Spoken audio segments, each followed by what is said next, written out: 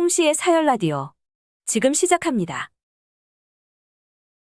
안녕하세요. 이혼 3년차, 이쁜 공주님을 키우는 싱글맘입니다. 다들 처음에 이런 얘기부터 하면 불쌍하게 생각하실 수도 있지만 사실 저는 아주 행복하게 살고 있어요. 그래도 남편이 있어야지. 나중에 아이가 아빠 찾으면 어떡하려고 하냐. 이런 생각들 많이 하실 텐데 제가 이제 남편 없이 사는 게 왜 행복한 삶인지 오늘 말씀드려볼까 합니다. 남편과 저는 오랜 시간 연애 끝에 결혼을 하게 되었어요. 남편은 주변 사람들을 잘 챙기고 화도 잘 안 내는 그런 착한 사람이었는데 이게 남편감으로는 그렇게 좋은 게 아니었습니다. 연애할 때에는 남편의 근면성실함과 고운 성품 때문에 결혼까지 결심하게 되었죠. 남편은 아무래도 군대도 갔다 와야 했고 학비 때문에 중간에 휴학도 한번 하다 보니 졸업과 취업이 좀 밀렸어요. 저는 집에서 부족함 없이 지원해 주신 덕에 휴학 없이 한 번에 졸업했고 취업 또한 운이 좋아서 한 번에 해결이 되었습니다. 제가 먼저 직장 생활을 하고 돈을 번다고 해서 남편이 그런 것에 대해서 자격지심이 있거나 사람이 위축되는 것도 없었고 항상 저를 응원해주는 든든한 남자였죠. 그렇게 남편이 취업할 때까지 기다렸다가 저희는 결혼을 할 수 있었습니다. 취업이 늦었던 남편은 당연히 모아둔 돈이 많이 없었지만 여유가 있었던 친정에서 많이 도와주셨습니다. 결혼식 비용만 남편과 제가 하고 집과 혼수는 친정에서 해결해 주셨습니다. 남편도 죄송하다는 얘기만 연신했지만 친정에서는 다른 건 바라지 않고 무조건 내 딸 가슴 아프게 하지 말라고 하셨죠. 보통 이 정도까지 해줬으면 시댁에서 고마워해야 정상 아닌가요? 근데 시어머니는 저희 집이 여유 있다고 돈 많이 쓴 게 안 입고 오셨던 것 같아요. 틈만 나면 전화로 살림은 잘하냐며 남편 잘 모시라고 잔소리를 계속 하시더라고요. 퇴근하고 한 번씩 놀러오지 왜 안 오냐고 하시고요. 시댁까지 왕복 2시간이 넘게 걸리는데 사실상 평일에는 힘들죠.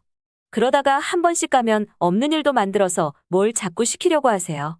제일 인상 깊었던 건 저보고 시어머니랑 시누이 속옷 손빨래를 시키더라고요. 아무래도 초반이니까 잡음내기 싫어서 어지간하면 시키는 대로 하려고 했는데 그건 좀 아니다 싶더라고요. 그동안 청소기 뻔히 있는 거 아는데 빗자루질 시키고 손걸레질 하라고 하는 거 참고 다 했거든요. 그래서 그날은 어머니한테 이건 좀 아닌 것 같다고 말씀드렸더니 어디 시어머니가 얘기하는데 토를 다냐고 소리를 지르시더라고요. 그날은 남편이 출근한 날이라 어쩔 수 없이 저 혼자 시댁을 찾아서 속수무책으로 당했습니다. 집에 돌아오는 길에 억울해서 얼마나 눈물이 나던지요. 제가 도대체 무슨 잘못을 해서 시댁에서 이런 대우를 받아야 하나 싶다가도 남편 생각해서 참아야 하나 싶더라고요. 시어머니는 남편에게는 아무 말도 못 하세요. 그래서 제가 남편한테 시집살이 당한 거 얘기하면 여자가 시집살이 좀 할 수도 있지 그걸 남편한테 이른다고 험한 말을 하세요. 그래도 시댁과 가깝게 지내려고 부단히 노력을 했습니다. 남편을 사랑했고 남편이 저 때문에 가족들과 척지고 사는 건 원치 않았거든요. 그럼에도 불구하고 시어머니는 반년 넘게 저에게 곁을 내주지 않으셨습니다. 되려 더 독하게 대하셨죠. 저도 어쩔 수 없었습니다. 저라고 시어머니에게 돈 얘기는 하고 싶지 않았지만 어쩌겠어요. 제가 가진 카드는 그것뿐인데 결국 저도 시어머니에게 말씀드렸습니다. 시어머니가 지금 저희 집에서 받는 생활비 중 절반은 제가 드리는 거라는 거 알고 계시냐고요.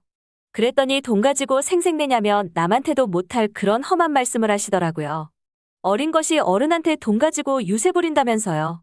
결국 저는 못 참고 제가 할 수 있는 가장 강한 카드를 꺼낼 수밖에 없었습니다. 시어머니에게 자꾸 이렇게 못 살게 구시면 내가 어머님의 어떤 부분을 보고 생활비를 지원해 드릴 수 있겠냐고요. 저도 돈이 흘러넘쳐서 도와드리는 거 아니다. 이제 아이 생기면 나도 이리저리 돈 엄청 들어가는데 그래도 사랑하는 남편의 어머니이니까 고생하지 말라고 도와드리는 거지. 이렇게 저 힘들게 하면 못 도와드린다고요.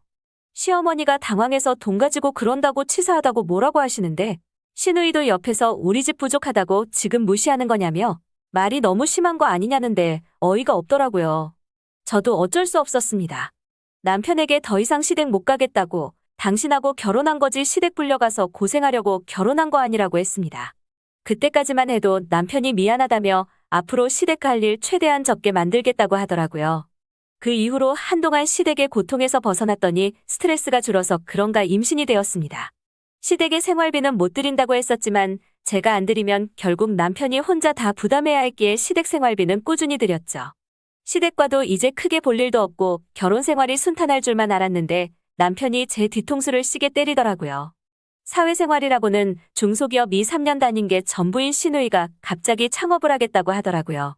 창업을 하거나 말거나 그게 나랑 무슨 상관이 있나 싶었습니다. 근데 남편이 시누이가 돈이 부족해서 본인이 보증을 서줬다고 하더라고요.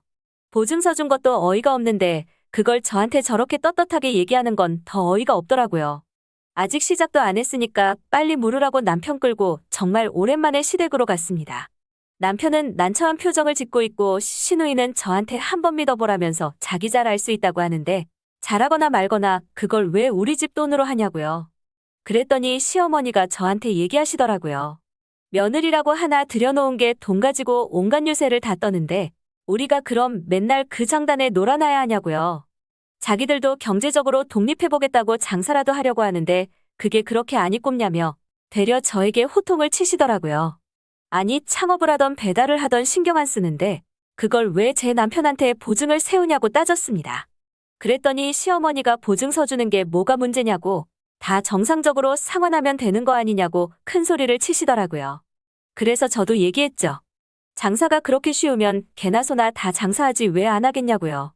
시어머니는 지금 우리가 개나 소만도 못하다는 거냐며 또 소리를 지르는데 논리라고는 하나도 없고 정말 이게 뭐하는 짓인가 싶더라고요. 그래서 남편에게 얘기했습니다. 보증 못 물으면 이혼이라고요. 내가 생활비까지 대주고 욕먹는 건 참아도 보증은 못 참는다고요.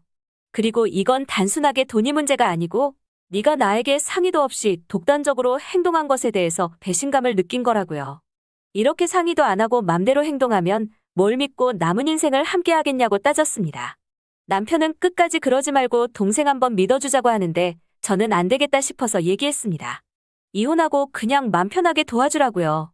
남편이 저한테 대한민국에서 싱글맘으로 애 키우면서 살 수 있을 것 같냐고 괜히 고집 부리지 말라고 하길래 저도 세게 나갔습니다.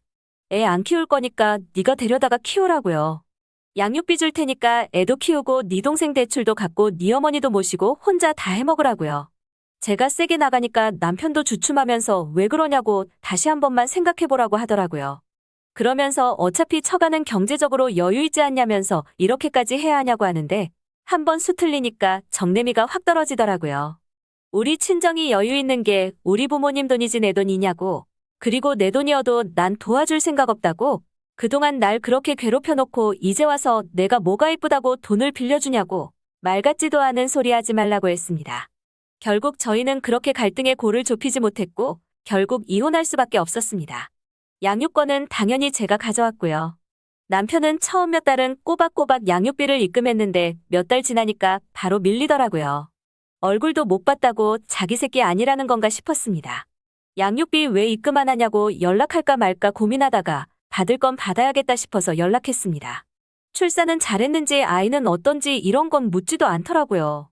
그저 미안하다고만 하더라고요. 제 말을 잘 들었어야 한다면서요.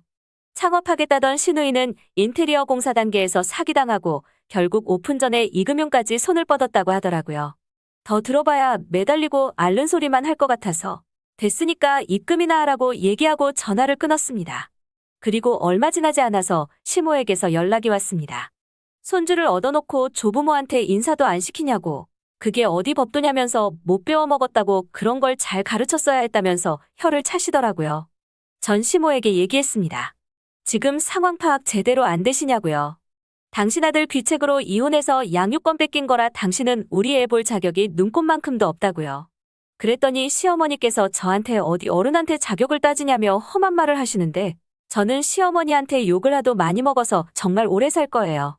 시어머니가 전화한 요지는 결국 돈이었습니다. 손주 안 보여줄 거면 돈이라도 달라고 하더라고요. 저는 당연히 돈 줄 생각도 없었고 연락받는 것도 불쾌해서 얘기했죠. 시종일관 나를 돈 많은 호구 정도 생각하나 본데 이제 우리 아무 사이도 아니고 그냥 남남이라고요. 한마디만 더 나한테 험한 말하면 그때는 형사고소하겠다고요. 결국 시어머니도 그때 이후로는 연락이 없더라고요. 사실 양육비야 없어도 그만이지만 그 돈은 우리 아이 앞으로 다 모아주고 있습니다. 혹시 모를 미래를 위해 아이에게 비상금 만들어준다 생각하려고요. 전 남편이 아빠로서 해줄 수 있는 유일한 양육 아닐까 싶어서요. 꼬박꼬박 입금은 되는데 결국 연락도 끊기고 싱글맘으로 살아가고 있습니다. 아주 가끔은 싱글맘이라고 저를 바라보는 따가운 시선들이 느껴지지만 미래도 없이 시댁에서 옹기종기 시누이가 싼 똥 치우면서 살 생각하면 정말 끔찍하네요. 결혼 전에 주변 사람들을 잘 챙기던 남편이었기에 결혼하면 가족들을 잘 챙길 거라고 생각했는데 결혼 후에도 주변 사람들 챙기느라 이렇게 될 줄은 몰랐네요. 참 사람일 알다가도 모르겠습니다. 홍시의 사열 라디오. 오늘 이야기 여기까지입니다. 구독과 좋아요 눌러주시면 재밌는 이야기 준비하겠습니다.